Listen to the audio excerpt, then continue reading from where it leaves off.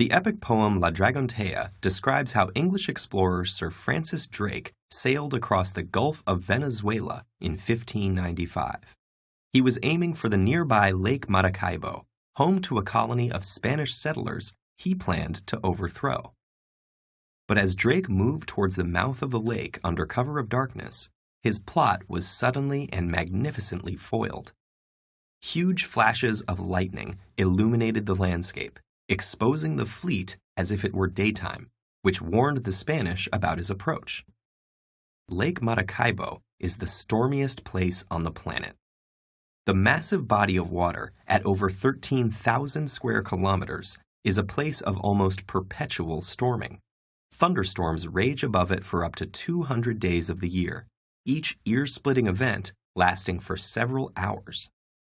Like everywhere else on Earth, lightning at Lake Maracaibo is the result of opposing electrical charges that steadily build up inside storm clouds. Once there's a large enough difference between charges either within the cloud or between the clouds and the Earth below, it forms a spark that becomes a lightning bolt. Lightning strikes the Earth about 350 million times per year, averaging out to 11 strikes a second. We know that thanks to satellites up in space and sensors on the ground. We can also measure the Earth's lightning density, which is the frequency with which lightning flashes in a square kilometer. Knowing where lightning strikes and how often reveals the most lightning-rich places on Earth.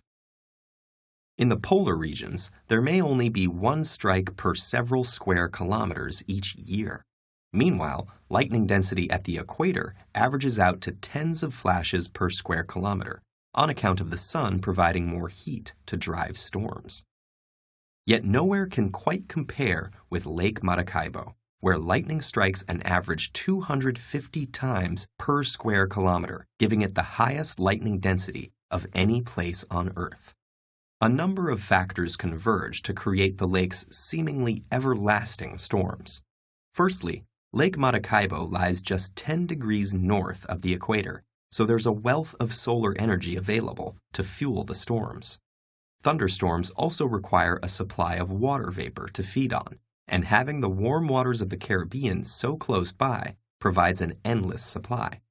Finally, the lake's southern and western edges are bordered by two massive mountain ranges, and as cool winds surge down these slopes, they force up warm air, destabilizing the atmosphere and causing storm clouds to form.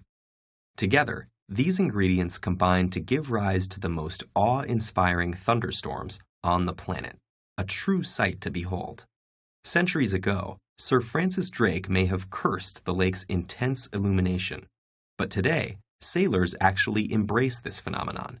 They call it the Maracaibo Beacon and use it as a natural lighthouse to illuminate their path across the seas.